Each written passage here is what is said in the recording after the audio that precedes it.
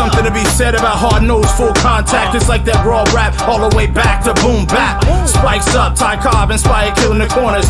Heating up with recklessness, we still getting warmer. Nevertheless, nothing contest, we bring it best. Wile E. Coyote mixed with Roadrunner, full comers. Holding your title hostage, the kings we smoke others. You're either with us or against us, it doesn't matter which. Scouting your weakness, we bring the wrath when we hit. There's never been a squad as raw as trash can spit. You might get bashed with a stick while I'm pounding the fence. Look around, you're a fish while I'm rounding it quick. Take a look at the base and sprint off with a fist in your face. No remorse, no mercy, no force can hurt me. The scouts purposely bring the pain, come try to work me. But there's a crew of dirty cats, spit the lemonade.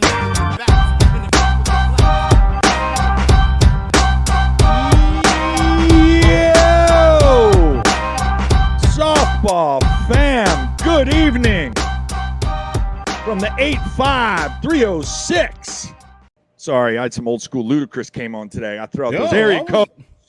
Let's go. I was like, what the fuck zip code is that, bro? I never heard of no shit like that. You're like 10 minutes down the road. I know, but you know, I don't go around remembering zip codes. I only know my own and places in which I've lived.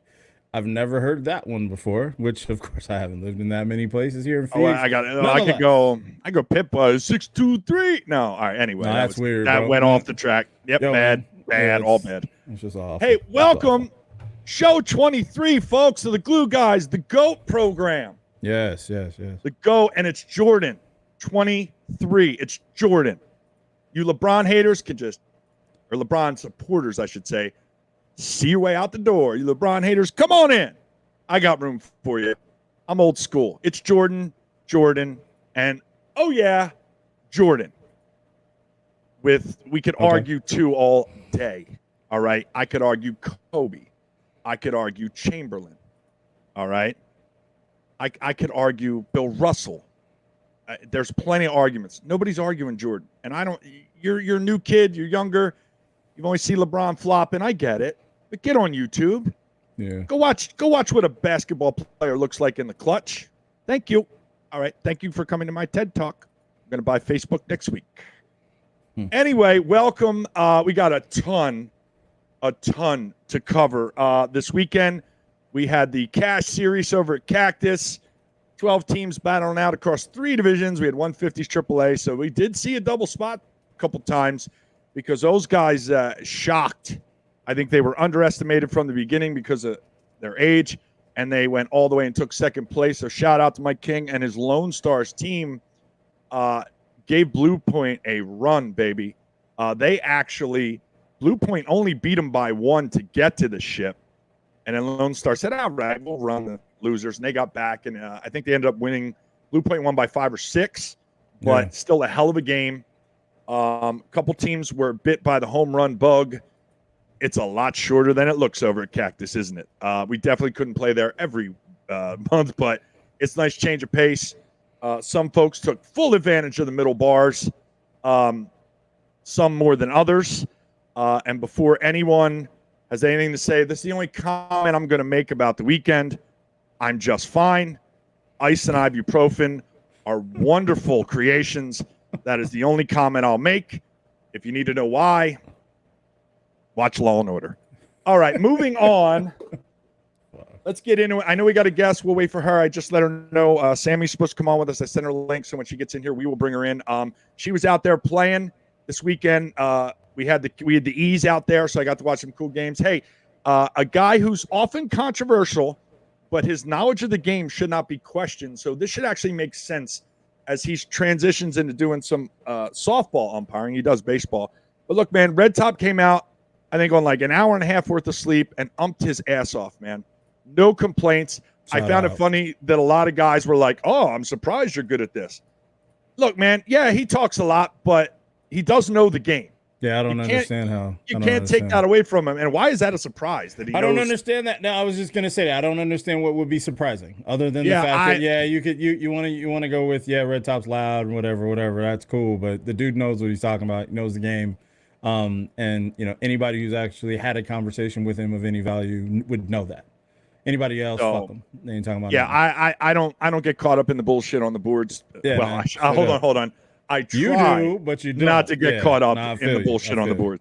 But I want to give him some props, man. When somebody does a good job, they deserve to be shouted out. And we luckily have a pulpit to put it out there. So I'm putting it out there. Also, shout out to Carrie Westcott for saving me bail money. Shout out to Marcy as my UIC. Did a phenomenal job. And whoever that ump was that said what he said to Carrie, I do not expect to see his ass back. So Justin Watkins, that was a rough ejection. I didn't agree with it. But as you saw, I got distracted in the middle of trying to deal with that. So that stuff's going to stop. Real quick, let me get some business out of the way before I even do the ad reads, all right? Guys, little confusion today on Facebook. The Ghost Max balls are not allowed. We're taking them out. We tried them last tournament. I did some research. They are not testing consistently at 44,375. No softball sanction has approved the stamp for those balls for that reason. And look, I'm going to be honest. I watched a couple of guys get hit this weekend, said there's no effing way. So based on those factors and the research that I found, no. All right. Got to have at least the sanction stamp on it. But what I can tell you is that we are going to start testing out 44 400s. All right. We're going to allow Senior Rock 44 400s or any U-Trip stamp ball you can get 44 400. That will now be allowed at all the senior tournaments. So we have Senior Rocks 44 375, the Senior Rock 44 400s.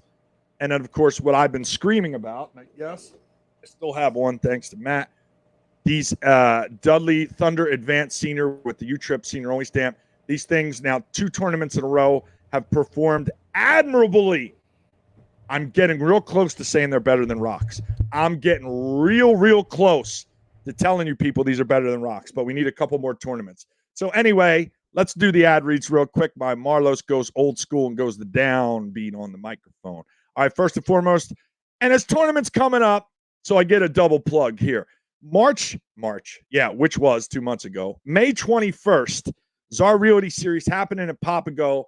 Get signed up now. I saw a bunch of teams signed up today because we got the flyer out. Appreciate that. All right. Mickey, it's his tournament, man. We got through it out there. I know certain people think that's not the right thing to do. Oh, there I go again. My filter's off. God damn it. I'm sorry, Los. Anyway, Czar Realty Series here, May 21st out at Papago. Get signed up, guys. Because I may be cutting it off. We may keep it, everybody was so happy with the one day. I have to at least consider that possibility again. Not sure yet. If it was me, it would always be one day. I know, and the guys were really happy. Most of them were really, I got a lot of feedback from, I'd say 80% of guys wanted a one day. So if that's the case and the majority does, I'm going to start cutting off the number of teams and running one days if that's what people want. Yes. But beside playing softball a lot, Mickey's actually a really good real estate agent, folks. He's tapped into the market. He sold a ton of houses. He's bought a ton of houses. He knows what's going on out there. And look, you saw interest rates just got raised because the Fed's trying to chase its tail and fix this inflation problem. You need a guy who's in there. You need a guy who knows this stuff, who's been doing it. You don't need a rookie real estate agent costing you money when you're trying to sell your home or costing you money to pay more than you actually had to. So, folks, I'm just going to keep telling you, and someday you're going to listen to me. Go see Mickey Czar and his team at Czar Realty to get you the best deal, whether you're buying or selling. Or, hey, even if you just want information, Marlos gets into the real estate game. He does his, he does his homework. He checks his data. He checked in with Mickey to check a few things. So he's got an open phone line there, the bat phone, because, obviously Mickey is the official real estate agent of the Blue Guys program. All right, moving on. My boy Tedits over on Facebook. Tedits on Facebook. Tedits Gaming on Twitch. He is back and forth, and he has finally had enough with Warzone. So now he's sprinkling in Valorant, which I'm adamantly against because we got Season 13 of Apex coming. I got time. I got a couple days to work on them. I'm going to get them in, I promise. But head over there, check them out. I got my secret person looking for a PS5. If we find that, he'll now be playing the show on stream also. So go see my buddy Tedits over there, either Facebook or Twitch, whichever more important to you, whichever works. I personally like Twitch because when you're using the app on your phone, it doesn't close. So you can do stuff and still have Twitch up. Facebook, no such luck. All right, moving on. Marty's Trophies. John and everybody over there. Tara, Dennis, Jason, everybody over there doing big business, folks. I'm going over there Friday. We've got some new options for our prizes and trophies for the Czar series. I can't wait to see what John's got for me. I'm excited. I also have to get Sammy's glue guy hat with the snapback so she can put her ponytail. I'm getting that taken care of Friday. And also, Don Logan, I'm getting you your extra, extra small hat since your head is like, I don't know, shrunken from some voodoo something where you need a small hat. Getting that taken care of. But Marty's always taking care of us. As always, I have my glue guys, thermos up, hats, medals, trophies, bat shelves. I say hats. I'll say it again. Anything you could possibly need, or if you need creative ideas for an award. You fantasy football guys, your drafts are coming up. You got to have a unique trophy for your title, right? You can't have the old. You got to have something cool. You'll find it at Marty's. So go see our friends over at Marty's. They'll take care of you. Speaking of bat shelves, our buddy Kevin McDill, McDilly Sports, got the one that he built right here. Got my cups on it. It's sitting here. You've seen it. It's built like a tank. I had an intruder come in the other night, and I smashed him over the head with it, and it didn't even break the plexi, man. How good is that? That's quality built American material here. So if I can smash intruders over the head with it, imagine how well it's going to hold up in your softball bag. You need one from McDilly. No matter what shelf's in your bag, that's the one. That's the one. Okay? You need one. And then lastly, Marlo's got the logo up, baby. He got it up there. It's there you go, Jimmy. Jimmy, I always win at Sahara Solar. Folks, are you tired of paying APS? Are you just dreading your electric bill with your air conditioner getting ready to run 24/7? Is it just a weight on your shoulders? Hey, man, give Jimmy a call at Sahara Solar and see what your options are. See if you can get that APS bill down to where you send them, I don't know, 37 cents a month in pennies. Come on, you know you want to throw it in an envelope and do it. I know it's a little OG, but trust me, a couple stamps will get it there. Talk to Jimmy over at Sahara Solar. Find out what your options are. Save yourself some goddamn money because you're going to have to put it somewhere else with all these prices going up on everything. You might as well try to put some back in your pocket. Go see our buddy Jimmy. All right.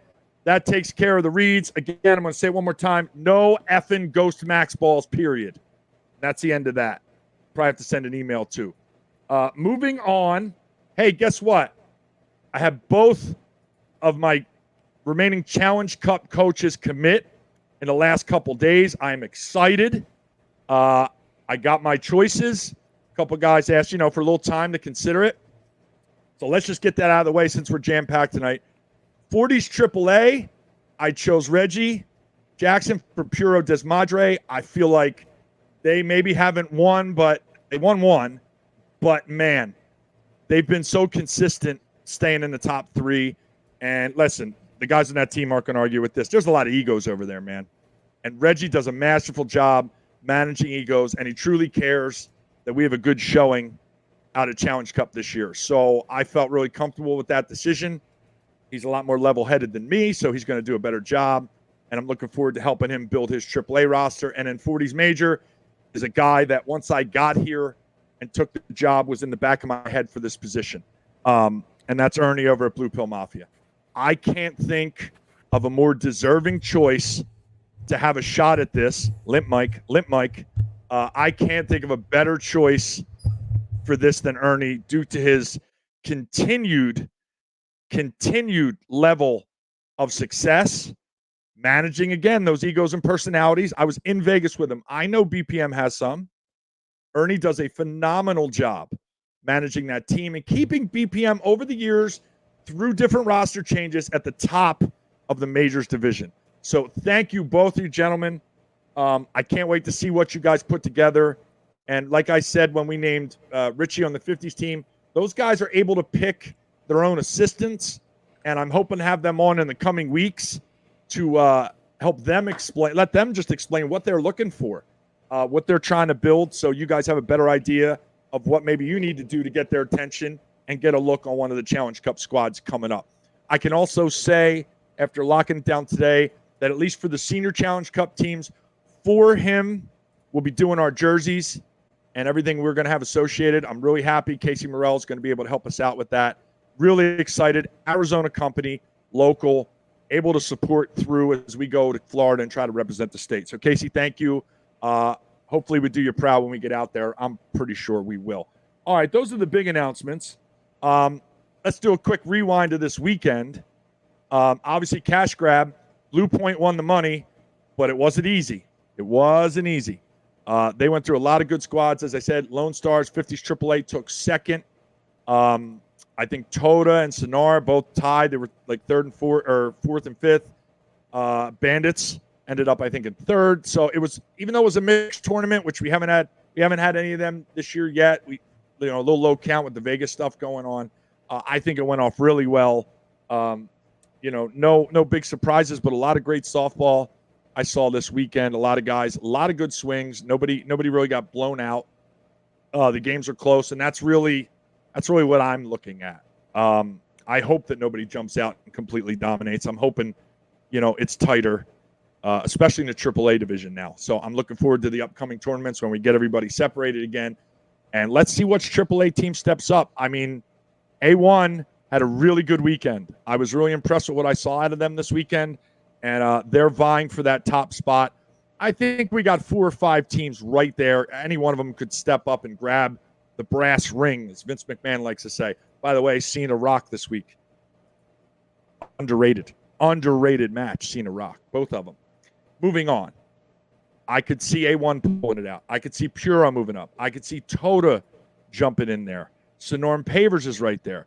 Whereas 5-At's very close. Any one of those teams, Brew Crew's made huge leaps and bounds this year in competition and getting better. Any one of those teams can move up in there. It's a dogfight. It's just a brawl right now to see who picks it out. So I'm excited to see what happens in AAA. Majors, I never try to predict it because we have these ebb and flows, right? SBOB on a run. Bandits 1-1. BPM on a run. It floats back and forth, So you got Bandits, Blue Point, SBOB, and BPM. And then Icons lurking.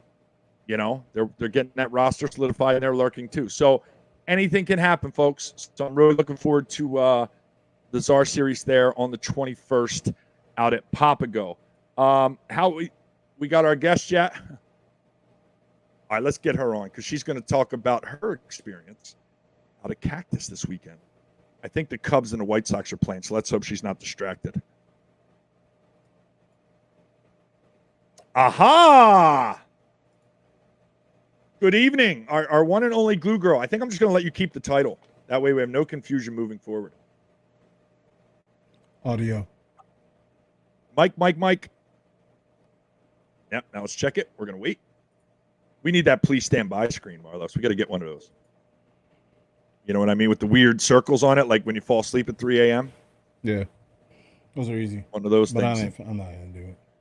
Because a lot of the time what ends up happening is, like, I could just do this and hide the viewer. I remember, she's the one who told us she's on the computer all day. I just want to remind everybody of that. Yes. See, she hears us, though. So this is a very interesting position we're in here, Marlos. We can pretty much let it fly and get away with it until she figures out the microphone thing. And I don't know how far I want to take this. I'm going to pay for it later. Not yet. No audio still. We can sign language, though. Actually, no, I can't. I don't know sign. What am I saying? Me neither. I don't know sign language. Nope. The only John Ramirez would tear me up if I tried to do some of this stuff, man. See, we need to get him on a beat. All right, forget it. Yeah. Now we're looking at the ceiling. I think that's a phenomenal ceiling fan, by the way. Look at the texture there. Yeah. Definitely a good speed. That's a really good speed for a ceiling fan. I think you maybe could go one lower, but maybe need to move air in a bigger room. Yeah, it's hot.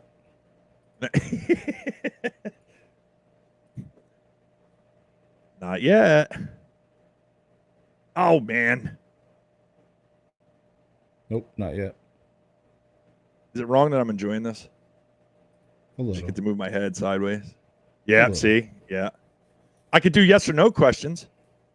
I could do like a... Did you enjoy it?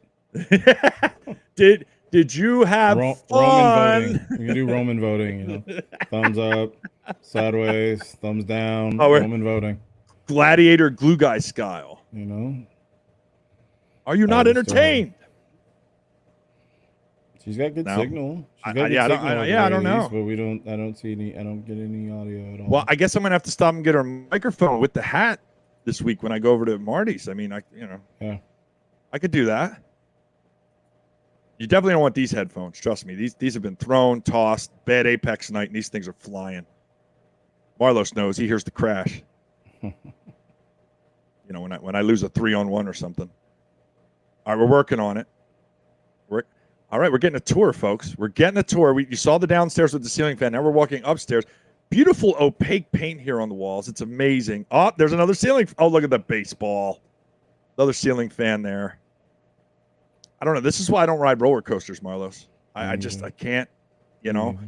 And then they get that ugly picture of you at the end, right, where you're like yeah. You know, who puts that on their walls? What's wrong with you people? You know, like you're taking 47 selfies on Facebook, but then you post that ugly ass picture of you on the roller coaster when it was a half a second before you were ready for it. Somebody at Disney's trolling everybody who rides those roller coasters, by the way, because you think you know when the picture's getting taken, and it's a second before it. So kudos to whoever's trolling. Let's see if we got some signal now. Seeing anything? She's not saying anything yet. No, I think she's working through her settings there. Yeah. Folks, bear with us. We're working on it. Nope, not yet. All right, you know what? Let's I see wait. Oh no, I don't see the mic. I thought I saw the mic going on our screen, but I do not. I am wrong there. Not yet. Not yet. Don't forget, folks, while we're waiting, you can go to glueguysprogram.com/show my name if you want your name shown on the screen. Well, everybody this week seems to be up and at 'em there and participating. So I see all the names in chat so far. So we appreciate that, folks. Couple people still haven't added themselves yet, but it happens. It'll come. All right, we might have new viewers. You know, we don't know. We don't know. Yeah, it'll happen. All right, we're gonna have to pull out of this one. Forward. Yeah, Sam. If we'll pull you in. We'll pull it in if we hear you. Sorry about that. I will work on it. Hopefully, you got another week off of bowling, and we can get you on. Well, that sucks. I was really looking forward to that, pal. Yeah.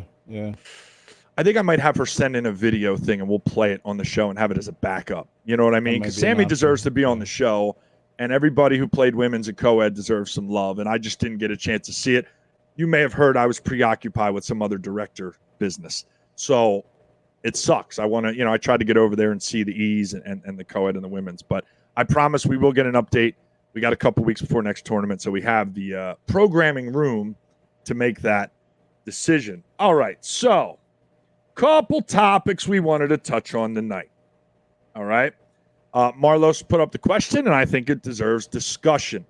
So the first one we're going to go to is, are teams too focused on policy/rules? And I put that in there because I know people are going to go, well, look at what Mark's doing. I did not put this question in, and I'm curious to see what the reaction is. Well, not for nothing. I don't even think you knew exactly where I was going with it either. I don't. I'm going to sit back and enjoy this one. So what I see a lot of, and by and large, there's a lot of discussion about it on different forums or different groups or whatever. There's a lot of focus on the number of games, how the games are being picked, how the format of the tourneys, the balls. All of these all seem like things that we should be largely focusing on prior to the seasons, or in a different format. But it just seems like there's a lot of interest in things that don't really matter all that much. I say that because it does. I mean, obviously, the number of games you play, when you play, etc., all of that matters very much. We all want to be able to get in and get out if we can. We want to be able to plan our weekends or whatever the case may be. But I'm wondering what's drawing people to spend so much time talking about the rules and the policies and the way that the tournaments are being chosen. I'm gonna say, although we have a strict policy of not necessarily mentioning another sanction in particular, I'm going to say that I've noticed people talking about the method in which they're picking the brackets or picking the pool play, and there's some discontent with how that's being chosen. I know also that I've seen sort of the same thing. I've seen similar conversations of complaint about the way you've chosen some of the tournaments, and whether there's pool play or not, or how the draw is being chosen. I'm wondering, and the length of the conversation, the details of the conversation always seem to go much further than just, hey, I wish we were doing, no pool play or something like that. It always starts to devolve into this know-it-all factor of this is what it should be, and since it's not, it's bad. It goes to those balls. It goes to literally anything that is not on the actual field. And so I'm wondering, I mean, I know it's a good thing for people to have concerns or have opinions and whatnot, but I'm wondering, are we spending more time discussing things that are not on the field or have nothing to do with the actual play compared to what's actually being talked about in terms of people's play? So that's kind of where I was coming from, because, as someone who typically just kind of leaves the tournament once my team loses, and I don't often get to see some of the other players or teams in the manner that I probably should. And, I'm wondering, like, why are we spending so much time on those other things rather than actually spending some time talking about the players and the play on the field itself? While I'm there, it's funny. The A1 softball page and Bruce both kind of brought up things that I think, like, yeah, it's always some motherfucker complaining about having to get up in the morning because they're gonna get their asses kicked, or like there's always an evolution from what the rules say. But what I hesitate about the rule evolution is that often the same people that I'm talking about are the people who spur that to happen in the first place. They want it to be a certain way until it's not, and then when it's not, they're still mad. So I'm wondering, why are we focusing so much on play, on rules and policies and picks and things like that, and not actually paying attention to the play on the field? Well, I can give you something that happened this weekend. I had a manager come up to me and very respectfully talked about the format, and they disagree with the way that the teams were seated, and maybe we should try this and that and different things. It wasn't an argument. It was actual discussion, which I'll do that all day long. I'll do that. Right. Now the funny part was they basically just wanted to voice their displeasure at how it ended up in the beginning of the tournament, and then it got dropped. It wasn't a big deal. What I found funny was later that night, the manager came up and said to me, well, it ended up working out. And I laughed and went, did I not tell you to be patient before? Have faith. I had a feeling it might. And it's just funny that even when it worked out, I still couldn't get an ounce of maybe I had an idea something might work. But it's all luck rather than there was a thought process to what happened. That's the only reason I bring that up. I still don't get it, because I mean, at the end of the day, and I'm prone to have some really fucked up ass ideas of how life's supposed to work. But aren't we all? I was always under the impression that, your job as a softball player or as a team is to go out and beat whoever you play. Why the fuck does it matter how it was picked? Well, I mean, look, dude, you see posts out there about guys like, they're taking responsibility for costing their team a game or something. But then, a day later, they're posting about how, well, if this happened, well, if that happened. Like, no, you can't have it both ways.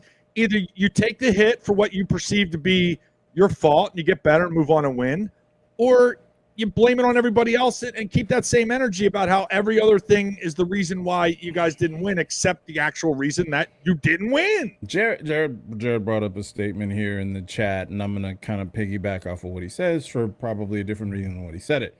I guess that kind of, for what it's worth, that kind of leads into what I'm saying and why I think it's weird, because I don't understand how the draw works out for you, or works out for someone else, not specifically you, Jared, so don't take it that way.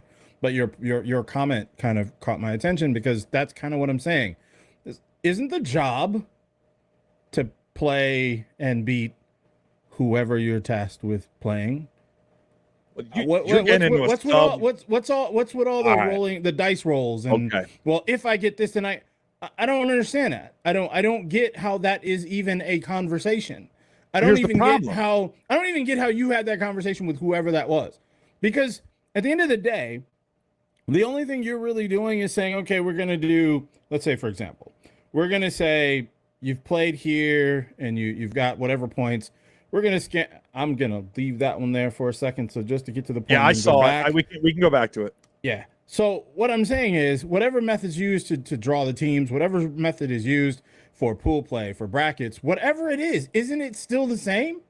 Like, ultimately, we're all in the same bracket. You hear nothing but bitching 24/7 about, oh my God, they're sandbagging. Oh my God, they should be major. Oh my God. But then you're also bitching about playing which team within your division and because of the time and like, what the fuck, bro? Your job is to show up, beat the hell out of whoever you're playing, or get your ass kicked and regroup and go back after it. I don't understand the extra shit behind all of that. Here's the problem, kind of getting off of that a little bit. The subcategory is guys look too much at who they're playing, and in their head, they say, oh, we should kill that team, or, oh, that team's going to kill us. It's usually all or nothing, right? You rarely hear a guy go, hey, that's going to be a close game. Either I hear, hey, that's not fair, we have to play so-and-so, but it's stupid or still. I hear, and I don't understand. Play who's in front of you. But let's get back before it. I've watched how many times. I know. Yeah, I know. Watched how many times because,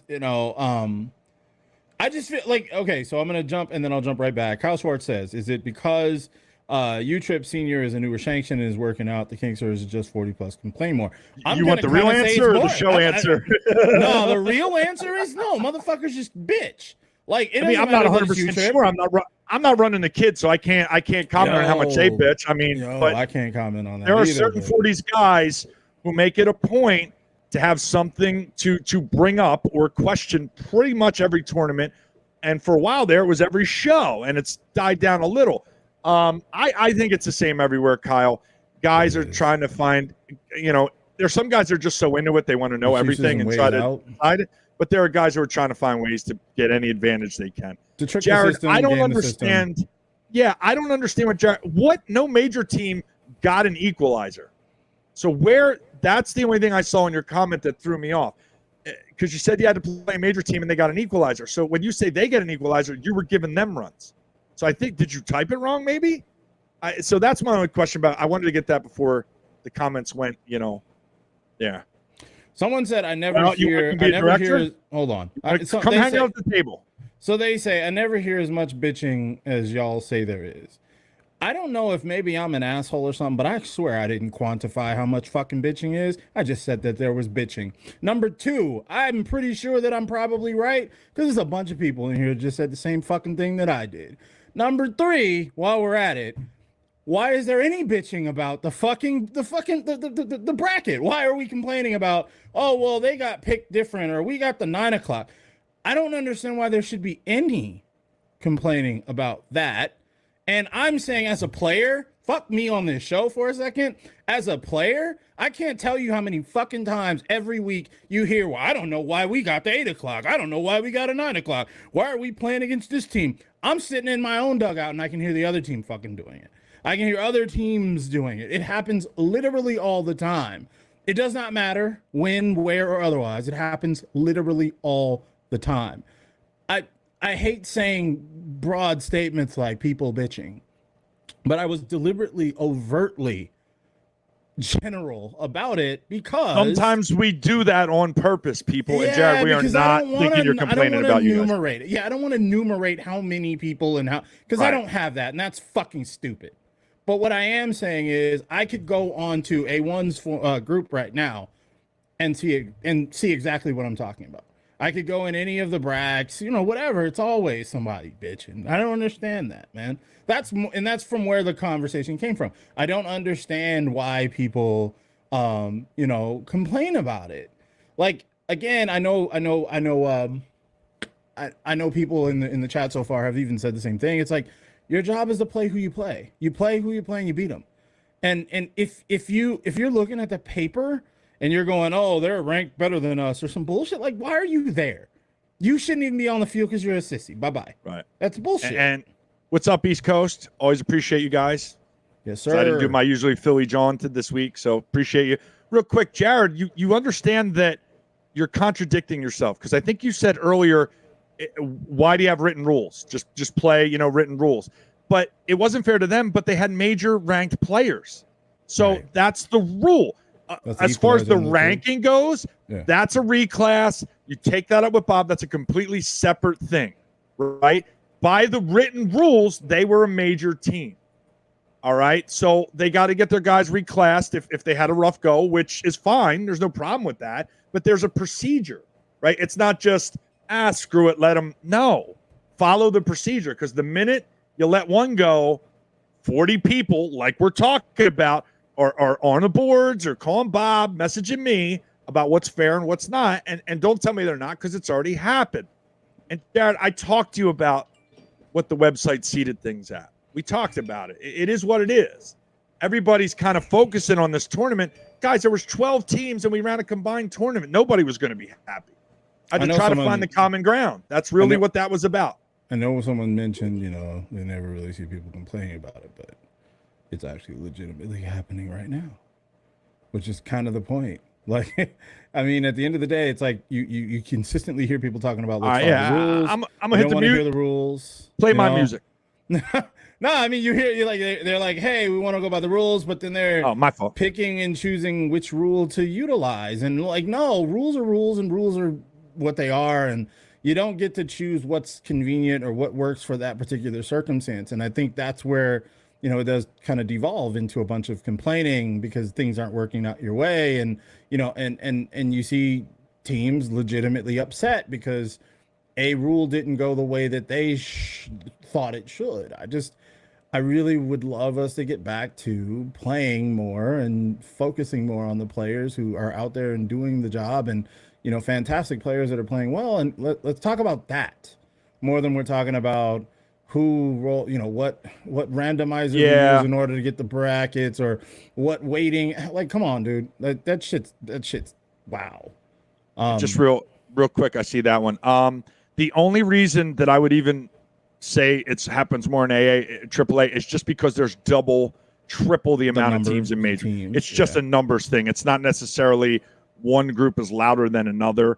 I will tell you, just in general terms, there was always one team who just is always up on something.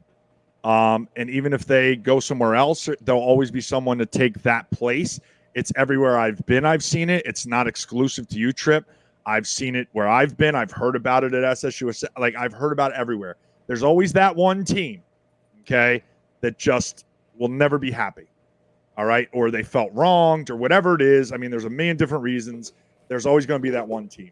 I'd say for the most part, majors are pretty quiet because they're all really close in competition level, and they all understand that. So there isn't a lot of the nitpicking that I get in AAA, because also, in fairness, there's a bigger talent gap between, let's say, the top AAA teams and the bottom ones. There's a bigger gap, which as a director, you got to try to manage. It's hard, but that's the big difference, I'd say, if we're but talking about it in those terms. Something you just said right there is kind of what lent me to the conversation, because you said, you have to kind of balance it, because ultimately I got something for that too. Because you ultimately have to balance it, because otherwise you get the crybabies who go, I'm taking my ball and going home, because they can't get their way, and because they're not competitive, and so they blame the draw or the picks or the everything other than themselves. So I think that's just so weird. And that's and David, real quick, just because I don't want to forget. All right. Yes. We have been having ump problems. I think I've been pretty open that we've been having problems getting umps. I'm getting a lot of first timers, or I'm getting a lot of guys who've never done U-Trip. And the problem is that they're showing up 15 minutes before the game, 10 minutes before 8 o'clock. And I've tried to have ump meetings, and it's hard getting everybody there at 7:30 for some reason. I'm working with our people. We're trying to get it. So you have to imagine when they show up with 10 minutes before their game, and now I have to try to explain to them senior rules, spots, what teams are in the tournament, and this one was especially complex for an ump who's never done it, in that we had major AAA and 150s AAA. And I just can't take teams' money and registration and everything and try to talk to the umps. It's impossible. So as far as that's concerned, that's really on me, and I'm trying to find a better way to do it. We just have a lot of umps who don't do our sanction a lot, so I have to almost educate them on the fly. So I'll take the hit for that. You did ask the question properly. No, Bruce, it's never going to stop, and I'm okay with that. I knew that when I took the job. But having a show allows us to discuss it and get it out in the open, and maybe people see things, differently with a different perspective. I don't know. But anyway, I wish we could get a Zoom call together, Mike. I can't even get them to show up to the game on time, let alone get them together during the week. But I'm working on it. And I can't be picky, guys, because it's not like I have a huge pool to choose from. So I literally got to pick my battles because I may not have enough umps to run all my fields or even have a tournament. It's a real concern, and it's not just us. So, when you see us put an ump thing up, we're not trying to, we need umps, man. And most of the guys I know are playing. So it's not like I could call on friends and whatnot, it is what it is. And Mike, it's not a bad idea. I'm not trying to shit on your idea at all, man. If I could do that, I would. Because I have told the UICs, like, hey, just give me a day heads up. I'll call these people and I'll talk to them. I'll tell them the rules. I just can't do it at 8:15 in the morning of a tournament. I wish there were better ways to establish both for the umpires and for the managers, and subsequently their coach, their players. Because I know Jared made a point. A lot of those managers are just speaking for, they're speaking for their players. But I guess that's the problem, right? Your responsibility as a manager is to have all that information to give to your team. Where I think in some cases, and director here is my friend, but I'm saying it to him even, is there's too much delay and wait for the day of the tournament rather than providing some of that information ahead of time to the coaches, when it becoming the coach's responsibility to share that information with the rest of their team. Now, let's be honest, let's be real, let's speak it as the real world exists. You're going to do that. You're going to tell the coaches are going to go and pretend like they don't know what's going on. The players are then going to bitch and complain and say, well, I don't know what the fuck's going on. And everybody's right back to the same thing. So I don't know. Oh, look at that. And you know what? I don't know who it is. It's Facebook user, but I'll tell you what. That's not bad, man. That's McGrew. That's not bad. I'm not going to shit on that. That's not the worst idea in the world. Community service, dog. I'm down, dog. Bro. That's not a bad idea. I fucking dig it. I dig it, yo. Damn it, McGrew. I wish you would have said that a month ago. Yeah, there we go. Yeah. All right, I'll tell you what. You know what? If that's McGrew, cool. It is McGrew. It's not if. All right, Mr. McGrew. There you go. You're better now. There you go. Let's talk after the show. Because I'm dead serious. I'm all right with that. And if I can somehow bring the peace back, I'm willing to take the first step to hand the olive. Well, no, actually, you handed it first. All right. I'll meet you halfway. Yeah, that got weird. I love it, though. I love it. I feel like I'm sanctioned over victory lane. So then you realize how good we have it. No, that's no lie. That's no lie. Because I mean, there's the gold chartreuse, the gold chartreuse orange bracket championship round. Yeah, fuck. And you know what? Whoever, again, I don't know the users. Whoever say, but will they be fair? Honestly, even with all the shit that happened, I really, really believe who we're talking about would absolutely. Yeah, because since we keep bringing this, keeps coming back up. I know, right? We can't get away from it, man. Again, I keep saying it, and I keep but saying it. But it was a good idea. It is a great idea, and I'm totally supportive of the idea. Not like I have a say-so. I'm just saying it because I'm here on this show. But the dude in question in this case, dude, I've been on record the whole time. Like, yo, you have. Come on, this ain't, whatever. But I think it's that's why dope. you got the Facebook shield. That's why. Shit. I think it's dope though. Like, I think it's dope when you can say, you know what, dude, you were acting like an asshole. We all agree that your reasoning, the details, particulars. Do something for the community. You ump a few, ump a tournament or two. We'll mark off X amount. I think that's awesome, dude, because it helps everybody.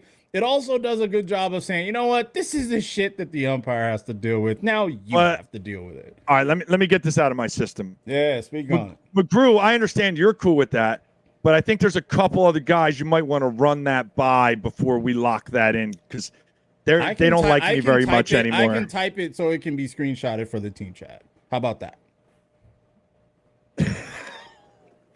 How about that? I'm out. Mute. I mean, that way we ain't got to worry. I'm gonna start humming the Cobra Clutch. I got nothing. I got nothing. That's all you, brother. Man, bro. That's all, man. Fuck it, bro. Light that dumpster on fire. Let's go. I'm just saying. yeah. I think honestly though, I think it's the best way. I think it works for everybody. I think that'd be dope if it's possible. I think that'd be awesome. I'm pretty sure the gentleman in question would be down. I think it'd be dope. I think I don't see any negatives whatsoever about that. Beyond all the trolling back and forth and everything that's going on. In all seriousness, guys, that is a really good idea. I am going to look into that. No, we are not making Los UIC because Los won't be UIC. Nah, not me. You ain't got enough money, dog. Not you ain't me. got enough money. Not me. Not never. Man, that's crazy. Hey, let's move on. Jesus, Jared, why don't you let it die? We're trying to move the F on here. God damn it. No, you know what I'm going to do? Hold on, bro. I'll tell you right now. Put that up there. I put that They're only allowed to bump you, Jared. You will have a target on your back. How about that? Is that a fair compromise? God damn. Next thing you know, somebody's going to be talking about the number 7 in the fucking chat again. Let's just go all the way with it. Anyway, and obviously, guys, I didn't say it earlier. I'm obviously agitated as an MFer because fucking Sixers, man. They just fucking fat hardened. And yes, I'm dropping a lot of F-bombs. Hold your kids' ears. God damn it. That fat, you had a chance to fix your legacy and you just lump your ass down the court like a fucking Oompa Loompa. Goddamn, Joel Embiid fucking playing for 2 dudes and he gets fucking elbowed. Like, it ain't even like he pulled a muscle or some shit. Siakam decided, well, I'm going to end this. All right, here we go. So moving on, folks, let's talk about. We got other topics and we're getting. Yeah, I know. That's what I was trying to. So that's my concern. Come on. Okay, Jared. I don't think we're being real here. So I want to get on and do a little shameless plug of our own name because that goes over so well in the community. We're going to be doing mid-season Glue Guy Awards, and we want to just start throwing some names out there, some guys that we've seen. I have no idea. I don't see the score. How they doing? They're winning. They're doing what good teams do. Well, sure. Why doesn't somebody elbow Chris Paul in the face? He's got to sit out 4 games and then come talk to me. Hey, I mean, if you really want to get technical, go ahead. your boy Booker had a hamstring issue and didn't get to play. 2 games. 2 games. That's all Joel Embiid has missed so far. Look, let me say this, all right? Let me say this. You got to understand after the MVP thing that I got no problem watching my boy get beat the F up and roasted by the Phoenix Suns. If I have rooting interests, it's absolutely with the Phoenix Suns, just to beat up on the Mavericks. I'm not even going to say his name because he's not the effing MVP if he gets it. Nah, he's not going to get shit. He's not going to get shit. So to watch the Suns beat up on him and he's trying to do hero ball out there because nobody on his team's helping him, I can watch 4 quarters of that. Yeah, absolutely. Yeah. I'd like to see Chris Paul win one. Absolutely, man. Yes. So I'm not gonna hate on the Suns. Monty Williams was with the Sixers first. Yes. Bet you fair weather bandwagon Suns fans don't even know where the hell your coach came from. Yes. They don't start on that shit. Yes. I'm a little agitated. But nonetheless. Some of the players that we've seen over the last couple months, just gonna point them out real quick. Yes. Touch base, guys that are in the running. Obviously, Marlos and I, we get closer to mid-season, we'll look at it. If you're going to say Chris Paul will never win one, you better put what your team is up next to it so I can roast the shit out of you. Put your name up there, better yet. Yeah, come on. Put your name on the words of foolishness. Nope, no balls. Yeah. So Facebook user, no balls. And that can mean anybody, so I cover my butt. The awards. Guys that I've seen, and this isn't everybody, it's just a couple, so don't be all messaging me about what about so-and-so, whatever. All right, moving on. I like what I see out of Justin Watkins playing Blue Point 40s Major. They're probably going to have to redo the rocks on Angel Stadium, the very tip top of them after this weekend. The ones that didn't hit the rocks went over the fence. That dude hits interplanetary balls, bro. Atmospheric shots. Just yeah. Boston and Nacho both playing 50s. Just, Nacho's Nacho. He got a lot of the Wolf got some shout outs today. I saw you jumping in there. I will absolutely abstain from voting for that particular award in that particular division. Because I'm saying right now, Nacho's going to be my vote no matter what. Fuck everybody else. If you don't like what I'm saying, I don't fuck you too. No, but I'm kidding. But seriously, I'm voting for Nacho. So whatever, bro. Exactly. Nacho's like, nah, dude. Nacho's the man too. So what can I say? The guy's a monster. But Mickey, that makes it even more impressive if he's 46 and we haven't caught it yet. Yeah, he's a monster, bro. I'm trying to catch my ass for saying 50s. Of course. But I'm the director. I'm sure I'm going to hear about that comment. Nice work, dummy. All right. You said you would let a 46-year-old play 50. Here we go. Messages coming in. My messages are going off already. Anyway. Yeah. Moving on. A guy that did that. Knew, you know what? He did that, and I'm going to say it's in the note, and I just let it. It's not in the notes. And I think it was more of a slip of the tongue because in the notes, the next person listed after the Justin Watkins comment is actually in 50s. So that was more of a old man moment than a real situation. It happens. Anyway. And then a guy who I just kind of coming into 50s, he's a young 40, we like to call him. The young 40s. Who I've been really impressed with last couple of months, and that's Jackson playing on A1, man. Played a lot with him, Victory. Man. I think anybody who played League at Victory has seen Jackson, so he's kind of like the unofficial mayor of Victory Lane. Yeah. But really, really impressed with what I've seen with him, especially at the plate. You can't deny what he's putting up. So shout out to Jackson. He's on the list. And then, of course, I pitch, so I'm going to do pitcher picks. So we're going to have a pitcher award midseason. Some of the guys that I've seen that I'm impressed with so far. Ray Rona over on Toto running the team and pitching. You will hear him before you see him, but he backs it up. So let's not get it twisted. Jared, much as this is going to pain me and your head's going to grow like a balloon, you've been doing a hell of a job on the bump this year so far. Please don't stay humble, kid. Stay humble. But I have been impressed with what you've been doing. Miggy pitching for Blue Point. Really finally got a chance to really watch him this weekend, and boy, he does a really nice job of setting his fielders up as 5-man and filling the holes he has to. You're laughing at something. I'm afraid to look. John Ramirez, S-Bob. That's why I play seniors. Thank you. I at least got one person backing me up, and that's unusual. It's usually 0. So thank you. As I said, John Ramirez, S-Bob doing a hell of a job. And I don't know why it is. And I tell you, I said it 1,000 times watching John pitch, right? He throws that U-trip 6-footer. It's going to get him killed. I've been saying it for friggin' 7 months now. It's not happening. Not at all, I take it back, John. You've mastered that.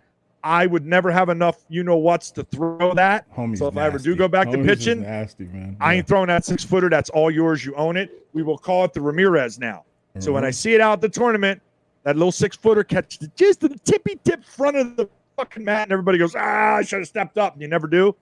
That's now the Ramirez. I've coined it on this show.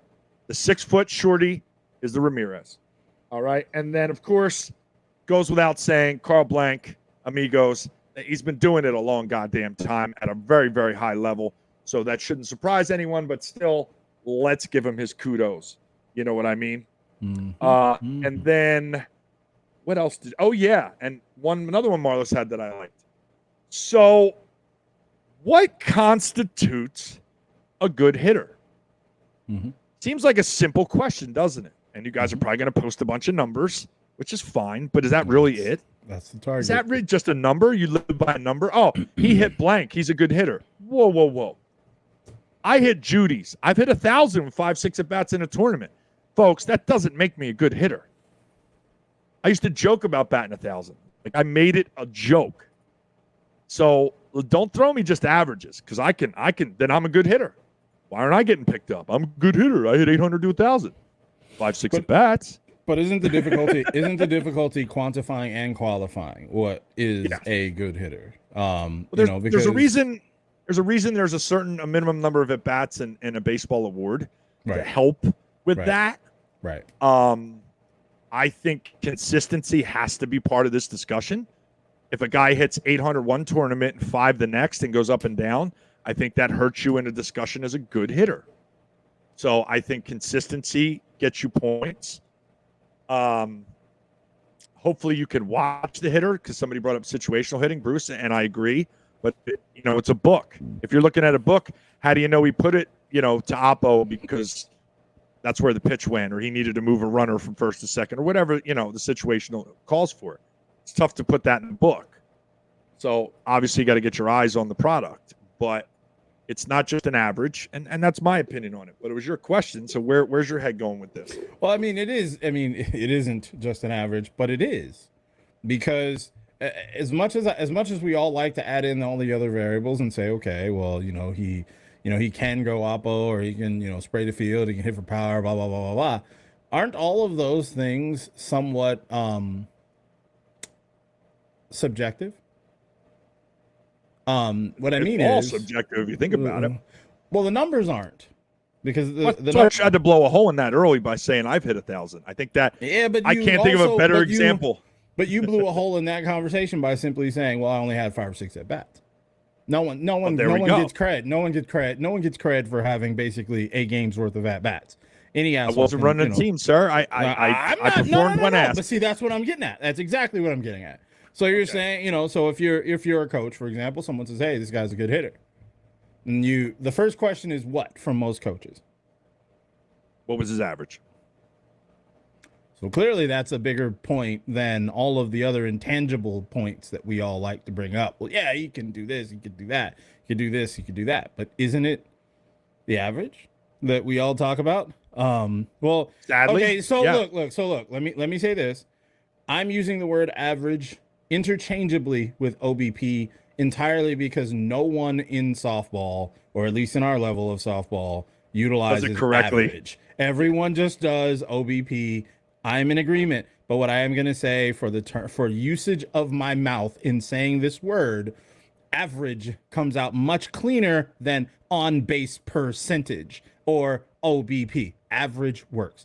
That's the only reason I'm using the term. Yes, I'm clear on the difference. And yes, I understand that most people use those terms interchangeably in softball. They'll say my average is, I hit 700 last week. And you go, you were on base 700? Yeah, okay, cool. No, cool, Mickey. Cool. No, Mickey. No. That's an L. Yeah, that's an L. I'm not even gonna put that shit on the screen, bro. No, that's it. Go ahead. I'm sorry. I'm not even gonna put that on the screen, bro. Sometimes, all the time, baby. Judy's for life. Wow. For life. Go ahead. Wow. No, I'm curious to see other people's opinions. I know that to me, obviously on base percentage weighs heavily because, after you've played a few games and played a few tournaments, that average evens out to what it's supposed to be. I mean, it's data. Data is usually going to be indicative of the pattern. You're going to be able to find a pattern. You're going to be able to see what pattern it is. I'm with Bruce. I know I say this all the time. Like I'll say, I hit 750 this weekend, but we lost like 3 games, or I hit 700 and we didn't get past the semifinals or some shit like that. I'm that way. However, at the end of the day, as a coach or as a player looking to add to your team, you're not really asking about whether they won or not. You're really just asking whether they hit and how they hit or how good a hitter they are. And so I wonder, is there something that people are using or people would use other than, OBP / average / whatever indicator that we're using for hitters for softball right now? Do you feel like some of those other intangibles mean more than that average? Do you feel I think it also, I'm not trying to muddy up the discussion, but I think it also depends on the coach, because certain things are more important to certain coaches, right? So if you got a guy who's really trying to build a team, he's trying to build it, with, all right, I need a leadoff guy, an average guy, I need a power guy, I need a gap guy. If he's trying to diagnose certain types of hitters, then, certain other aspects of what we're talking about are going to be more important than on-base percentage. All right, the guy, maybe he went 4 for 10, but 4 of those flyouts moved a runner or scored a run. Well, then they hold more weight than just a simple out, wouldn't you say? I mean, in theory.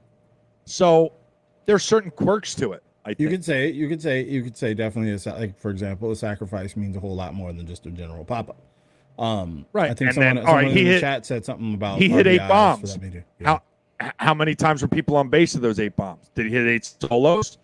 So did a guy who hit 3 home runs, but there was 3 guys on base every time, or 2 guys on base, is that more than a guy who hit 8 solos? See, now we really start to muck up the waters, right?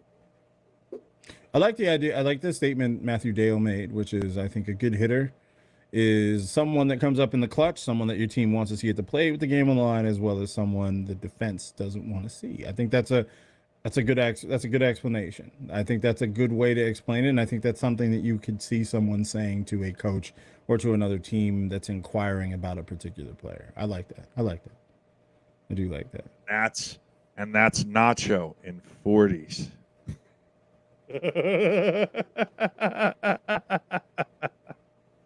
I'm going to keep, yeah. I think the other thing is the subjective part about situational hitting is there's different strategies to situations, right? Jared's point here about, situation, do you hit a grounder with one out and a guy on, or do you hit something in the air? There are different strategies and different approaches to that same position or that same situation. So that is what kind of made me ask this question, because there is so much gray area in between it, in which, one coach may look at it this way, another player may look at it this way. Right. Player in question may look at it, completely different. There's players like Bruce, like myself, where it goes, hey, I did a lot and didn't do shit. You know what I'm saying? And then, then there's the other situations where I'll bring up speed, where, the guy's really, really fast. So he's putting balls that are kind of crap, but he's so fucking fast, he's getting on anyway. So is that guy a better hitter than someone who's a big fat guy like me and doesn't run very fast? That's where, and that's where a lot of the subjectiveness comes in. Because I always wonder that. Like, I wonder when you hear people say, oh, this guy's a really good hitter, and you see him hit, and you're like, okay, how? But yeah, or you see a guy like, or a good example, like, like Nacho or Justin Watkins. You don't look at either of them and go, it doesn't take much to figure out what they're doing. Yeah, I mean, I've seen guys with great speed, right? All they do is just put the ball on the ground. They're not even worried. They don't even care. Yeah. You know what I mean? They have a certain pace and you go, oh, it's just a grounder. But then you watch him, and for 4 straight at-bats, he hit that grounder at the same exact speed that he knew he needed to get to first. Nobody was throwing him out. Great. So if you don't really look at it and wait and kind of judge it against other at-bats, because if you watch one at-bat and you go, oh, the guy's just fast, he's not a good hitter. Yeah. But if you watch him do the same effing thing 4 straight at-bats, and then you see the next guy up, puts one in the gap, and he scores from first, now it's a team game, right? There's a couple points over here. Good. A couple points over here that are good in the chat. Situational hitter, hit, need a base hit it, need a bomb, hit it, 2 outs, no bombs, need a hit, get the hit. I agree. I think that I think if anything, that's probably the least subjective situation is, and I know I make this comment all the time. People laugh at me all the time when I say it, but at the end of the day, the job is see the ball, hit the ball, period. The fact is you do that well enough, people everywhere will think you're a great hitter. The other comment that I wanted to bring up and wanted to actually say on the post, only reason I'm not putting it on the screen is because it's kind of large. Someone who plays the game is more valuable than a free swinger. That's my opinion. The guy who plays the game for the big guys to eat is important. All depends on the role. But I feel the small guys are important in the lineup for sure. I would agree with that. That's the name of the show. Those are glue guys. Those are your 12, 13, 14 guys who maybe only get 7, 8 at-bats a tournament, but they're hitting 600, 700 in those at-bats. It's guys that come up in the clutch, like Matthew had said earlier, and get it done with limited at-bats. Those are the hardest guys to find, in my opinion. The guys who are okay with that role. Okay, I follow. I got you. I had to put the whole thing in. It's very hard to keep a guy at 11, 12, play every other game, and he's hitting 750, 800 in his limited opportunities. After a couple of months, that guy's going to say, hey, well, what are we doing here? Because there's guys hitting 400. Somebody else is going to find him.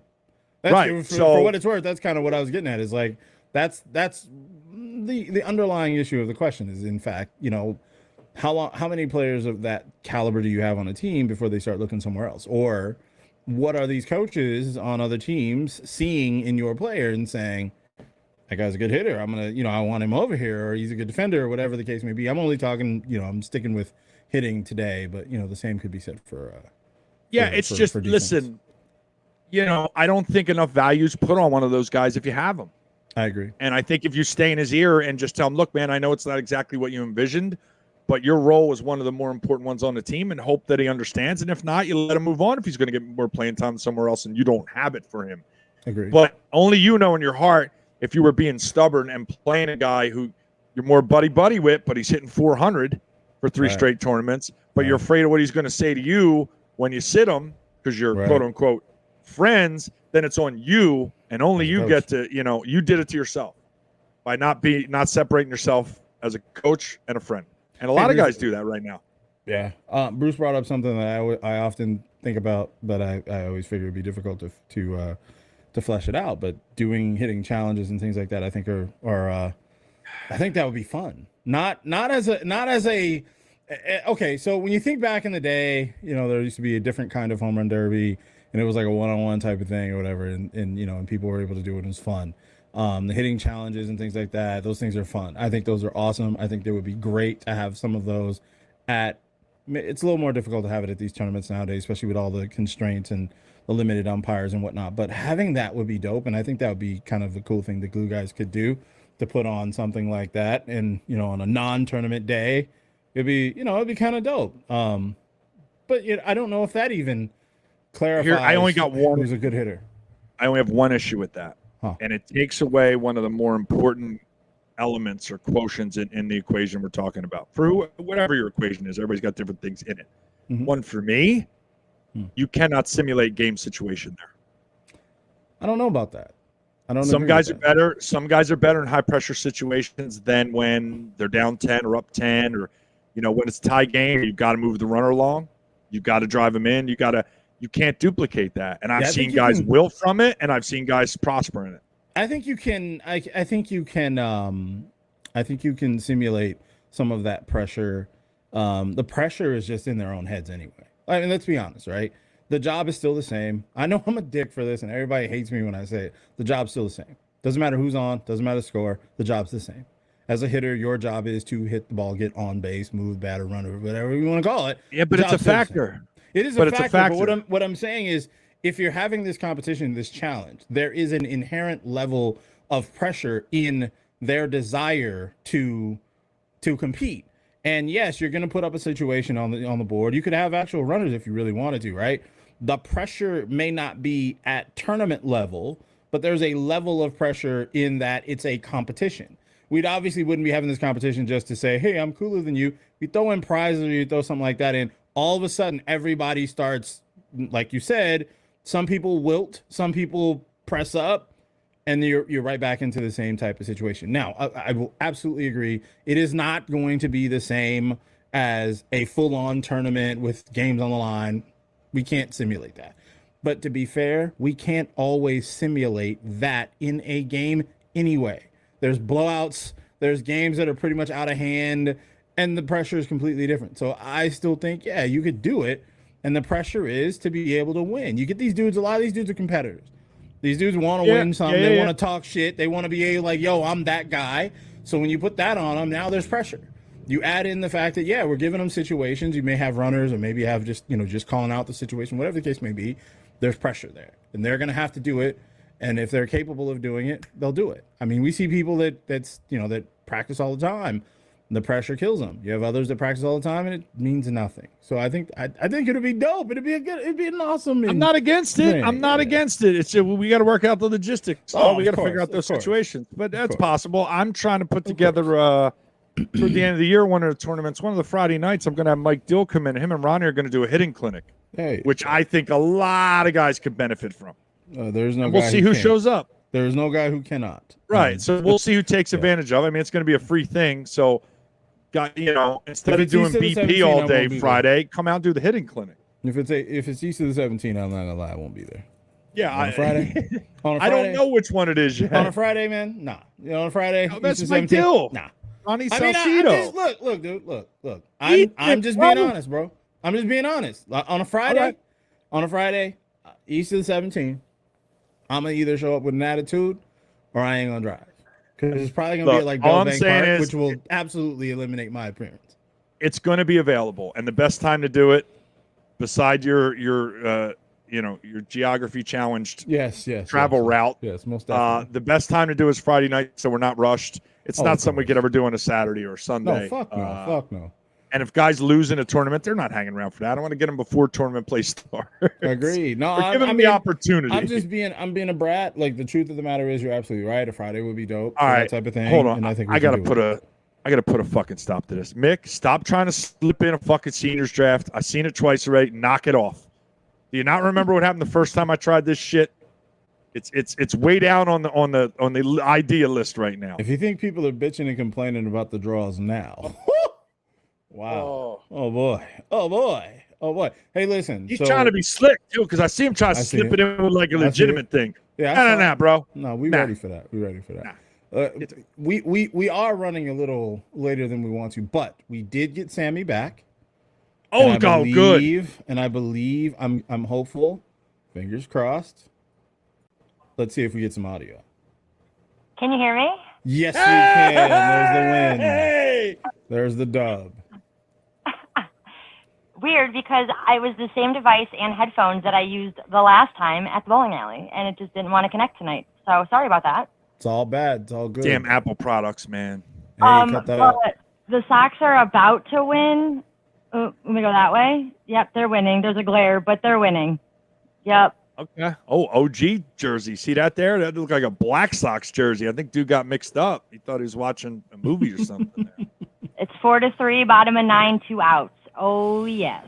Yeah, but the Cubs suck this year, right? So, I mean, Sox have had their streak, but this is hopefully, I mean, there's 2 outs, but could be a 3-game win streak. That's a streak. Oh, just struck them out. They just won. 3-game win streak. All right. Rejoice, all 4 White Sox fans. I can't even talk shit. The Phillies are brutal this year, so I got to be careful how far I take my baseball jokes. The Sox don't suck. They're just injured right now. It is injury after injury. So it's sounds just like a few senior softball teams I know. So you were out at Cactus this weekend. I kind of touched on it earlier. I just kind of wanted to get you on and talk about some of the teams and the players that you saw on your side of things over on the National League Park side, because we were over on the American League Park side. And I just kind of wanted to get your take. And did anybody stand out, or just, anything you saw you thought was cool? I wanted to kind of put it out there and get it on the program tonight. I mean, it was women's D's that was out there and women's E's, which was at Legacy. So I didn't see much of the women's E's. So I was playing with women's D's. I was asked to play with a Payson team, which it was their first D's tournament, being bumped from an E team, and they took second. So, I mean, that team alone has a lot of potential. I mean, the amount of home runs I saw hit, I mean, I can't do that. I never have been able to. So I don't claim to be a power hitter. So it's always nice watching other females just hit over the fence. And then I'm like, can I be like you someday? Like, I hope I can. So there was a lot of awesome ballers on that Payson team. They were the one-hit wonders. And again, I want to just thank Josh for bringing me out there. It was a lot of fun. I mean, we played 8 games, so we battled. You're telling me I'm finally recovered after Saturday. Today was the first day I actually felt like I had some life to me. But so we did play. I think we played against every team but one. So we did see everybody, and most of them were all close games. I wish I knew everyone's names that I faced, because I don't, and I'm not going to pretend I do. I don't know very many names, and but I know Hot Mess Express is still climbing through D's, so it's nice to see that and watch that. Half that team are all of my old teammates, so it is nice to see them work their way up. They're not going to be in D's very long. If anybody's going to get a mid-season bump, it would probably be them. So it was nice to be out there and see, the women's D's continue to grow, because I know us in C's and B's, we don't get to play very much. So it is very nice to see that there's potential, as long as, like you stated earlier, as long as everything stays balanced. Hopefully we see some more teams get moved up, so it gives us something to play with. But like, to go off of all you guys complaining about brackets that you guys even get to complain, I would love to just have a bracket to complain about. I mean, so the fact that you even have a bracket and you're playing should say it all. Like, shush, and just play, like you guys are saying, just play the game. But like, I mean, mixed A's, we don't ever play. My team has played, I think, once in 2022. All the tournaments just get canceled. So I just wish we had a bracket to even complain about. That would be fun. Wow. Okay, let's put it in perspective, ladies and gentlemen. I mean, let's be honest though. Like, we should, like, we're all paying to be here and paying to play. We should be thankful that we're getting that opportunity to do so, especially as we all get older. Sometimes this game gets taken from people sooner than they had hoped. So just play. Go out with your team and play. Agreed. We'll take care of that home run problem in, I don't know, 7-8 years when you're allowed to play seniors. We got some bats that you're probably going to want to try to swing. We might be able to help you with that problem. You are very kind with a compliment, but I will be there a lot sooner than that. So I was trying to play it off, but it's trying. I mean, I do see a 35s running a lot out of Cali. So I mean, I've talked with a few girls on maybe putting a team in for that just to get a feel for it. But I wish 35s ran a little bit more here because I feel Arizona women's especially has a solid group starting at 35 and up. I mean, they're all kind of like in that 35-40 range. So it's like they can't quite play seniors yet, but just like men's, I mean, there's so much drama out there, and you just like to hope that it minimalizes a little bit when you get to seniors. So it's, I know. That's asking and saying a lot. It is what it is. It's the softball community. You just want to, hope to have fun and, come across good people and play your game. That's all you can hope for.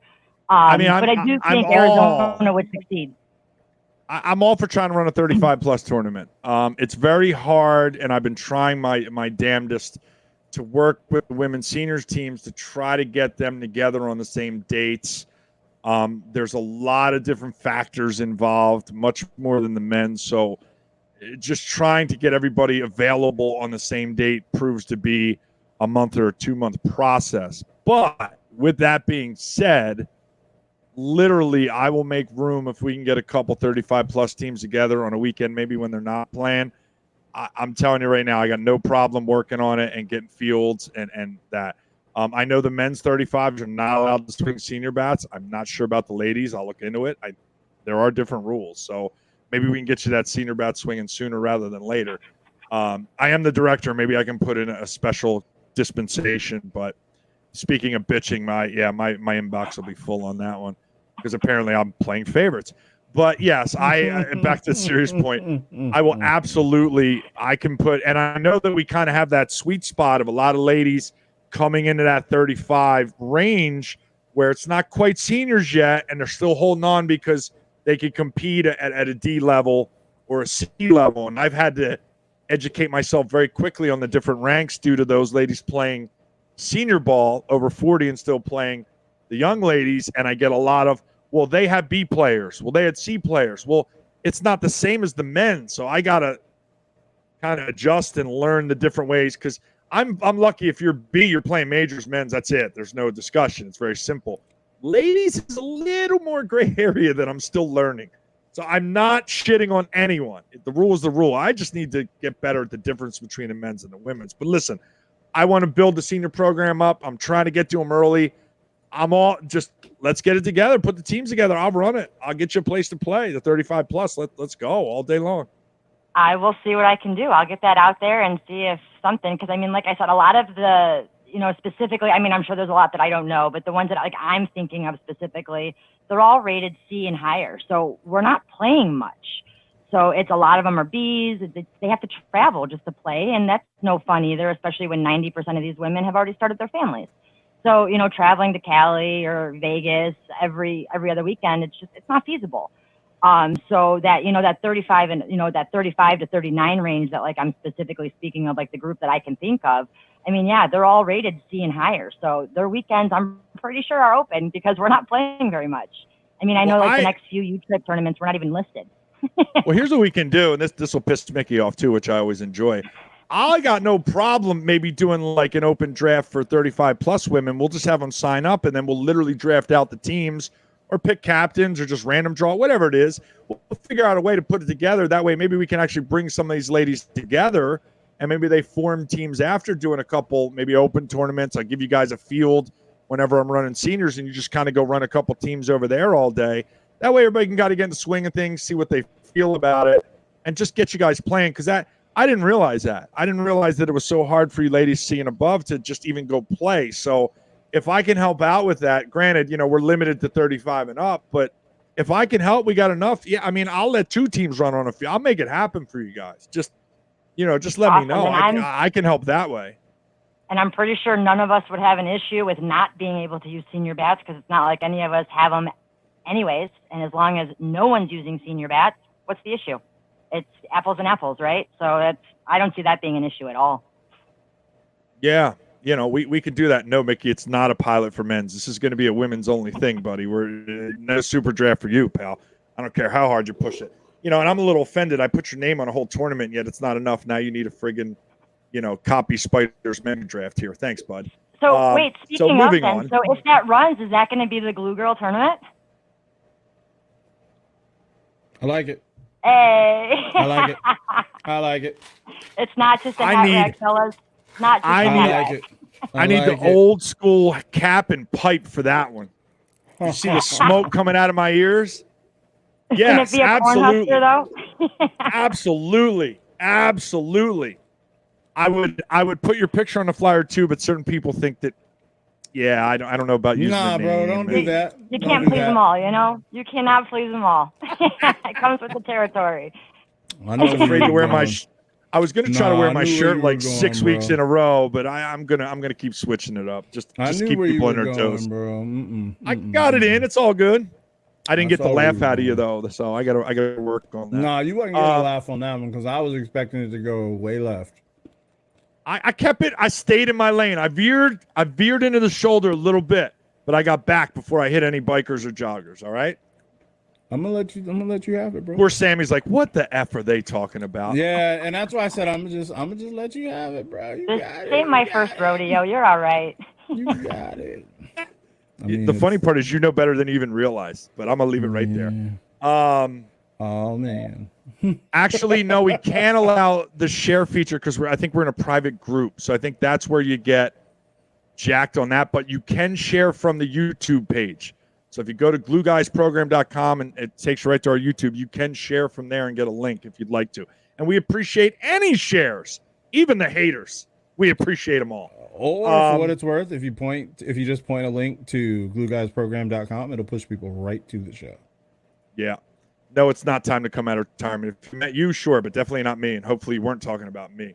Anyway, so all right, you know what? You floated it. You tell me what you need from me as a director. I'll make it happen. Glue Girls Tournament. Absolutely. Good. We'll definitely be in touch on that then.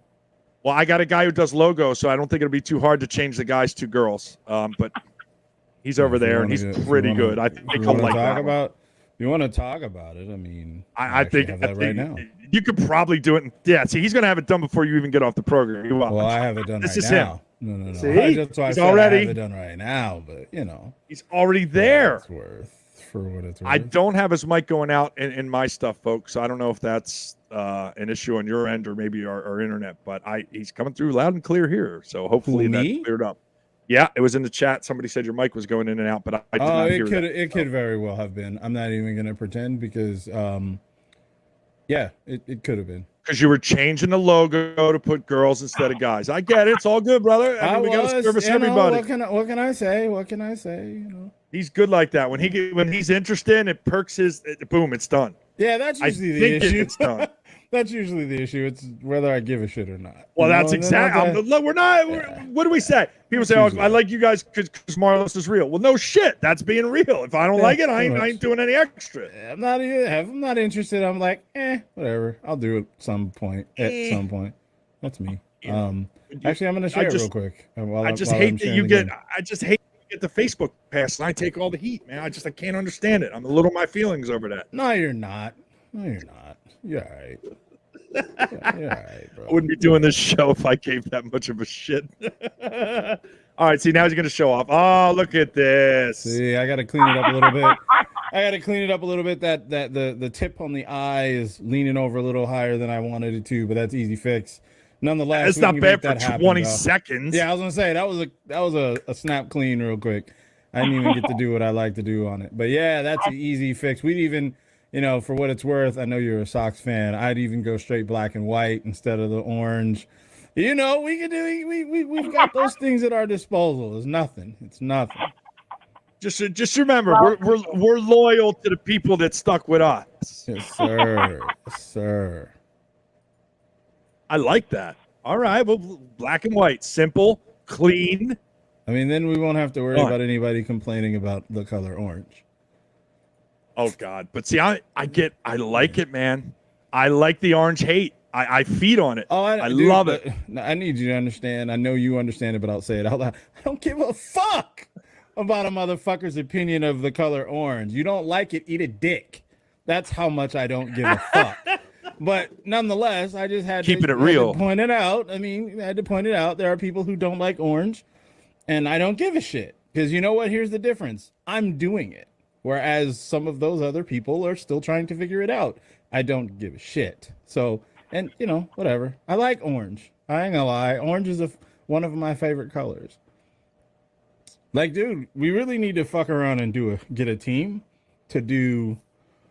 Like real jersey? Oh yeah, do a run of jerseys. Just sponsor them for the jerseys or whatever.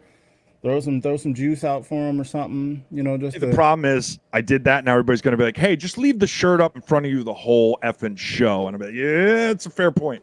Look, fair man, point." You know what I'm saying? Look, all I'm saying is, you know, because I'm all about the. I'm marketing. down. I'm all about the. We could marketing. we could Just do. get a couple people, listen, get a couple teams in a couple. no, of here's the divisions. idea. We're Yeah. talking about awards, right? We're Yeah. talking about awards.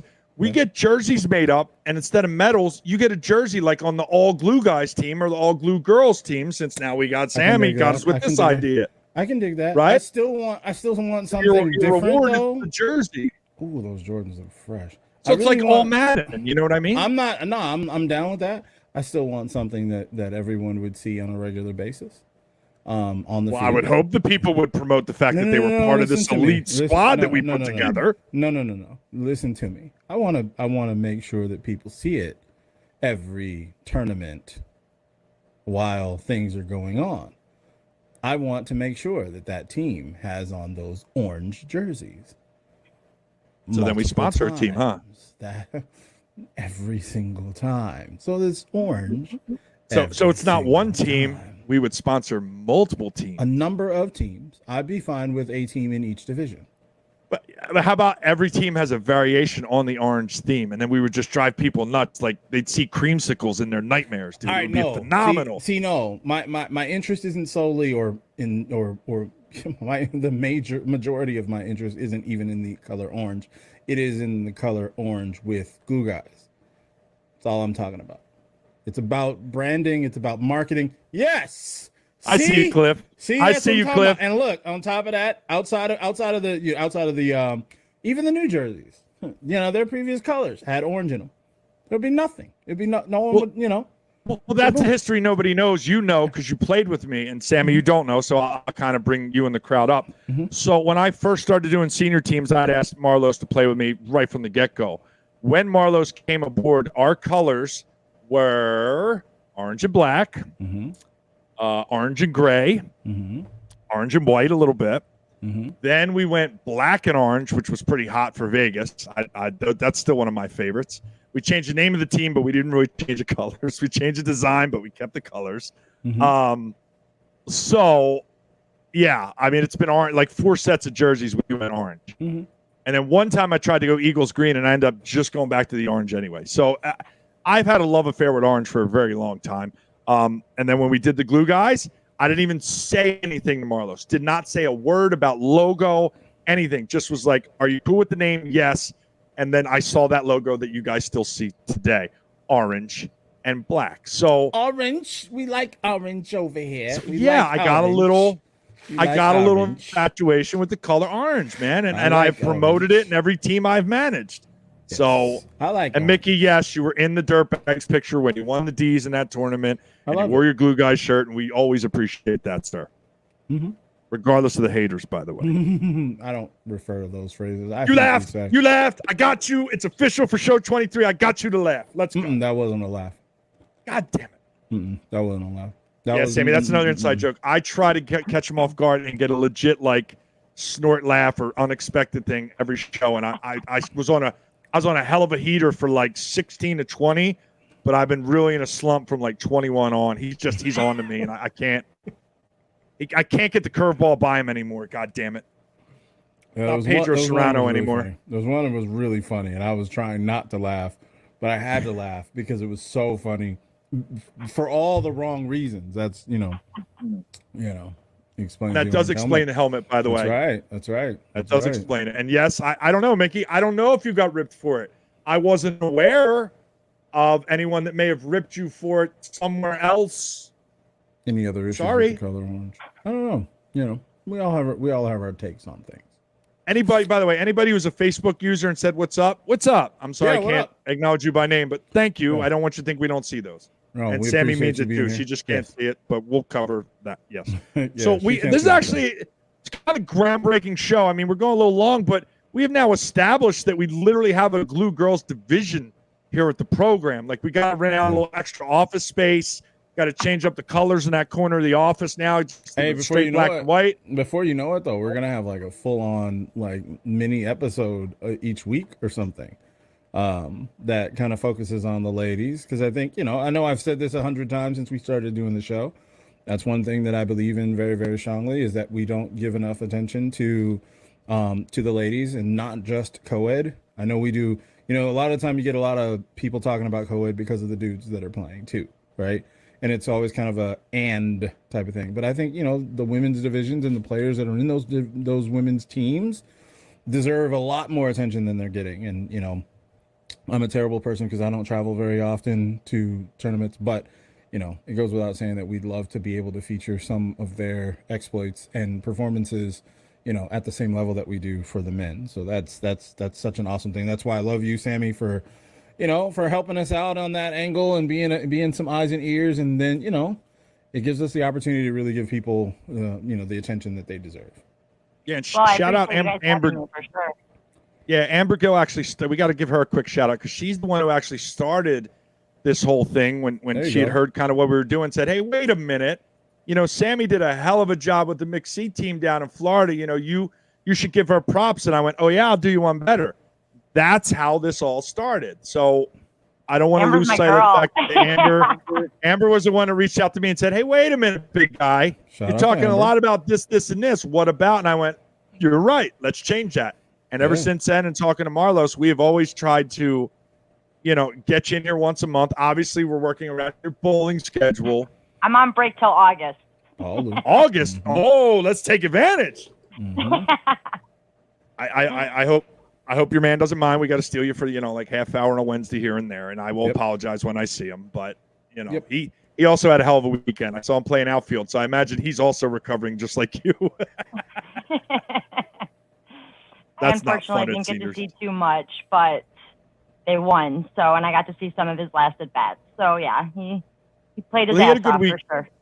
I can tell you from what I saw, he had a really good weekend. Not that you need me to tell you anything. So, but he had a really good weekend, as did Blue Point, as I said. But yeah, well then, all right, we got you till August. We'll try to take advantage. Yep. I mean, if we got to go to the bowling alley, maybe we'll set up some soundproof stuff in the back room in the bar there or something.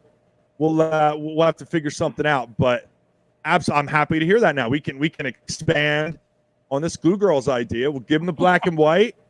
We'll give them the West Coast there with the Sox hats and the jackets, and let's go. We'll make it happen. We'll bring it back. I'm with it. All right, cool. Well, since you're here and we're about done, I'm gonna let you end the show, Sammy. You got to start learning to do this because I have a feeling you're going to be handling this at some point. Because people are going to go, yeah, Mark can go. We need more Sammy, and I'm going to go, yep, I'll mute this month. Wait, I don't want to end this. That's you guys' jobs. That's above my pay grade. Oh. I mean, you know, how do you? I want to watch that? The Masters work, right? How do you argue that? How do you argue that, Mark? I'm waiting for a retort here. No, we can't hear you. Yeah, that's because he's muted on purpose. He's a funny guy. Yeah, I was trying to have some fun. There you go, funny guy. Right, you make him laugh more when you're not talking. I'm not used to common sense takes. I'm not used to rationale. I'm not used to, I understand that. That makes sense. It's all new to me. So it took me a second to snap back into it. All right, fine. I'll do it. But you better work on it at home for homework, all right? Practice in the room. Notes. I want progress reports from your daughter on how well you're doing with this. I trust her judgment better than most, and then we'll get this right. We'll get this right. Got it. Mickey, shut up, Mickey. Shut up, blowing up my spot. God damn it, I can't do anything with you around. Anyway, folks, thank you for joining us. Sammy, thank you for hanging in there and coming back through your audio issues. I always appreciate it. Obviously, we've discovered some stuff tonight, so you will definitely be involved more. I think that's I got you. AC, I got you, bro. Ain't nothing to it. I'll let you know. Okay. Sorry, I saw a message on there and it just caught my attention. I interrupted it and stuff. Sorry. Get in there. Well, we'll get it together. We're gonna have more Glue Girls content coming. Now we got to get Amber on here too. We'll have the 4 squares there. Yeah, she's not getting off scot-free. She doesn't get to just post stuff and then disappear. No. Yeah. We'll get you in here too. All right. Anyway, folks, thanks for joining us along with this week. But man, jam-packed. We will see you next week. I hope to have one of the Challenge Cup coaches on to talk some ideas there. And who knows, if something cool happens this week, we're just going to bring Sammy back for some stupid reason, an excuse to get her back on the show. But keep an eye. We'll post. We'll promote. Sammy, thank you again. Thank you, everyone, for joining us. We will see you next week. Peace out.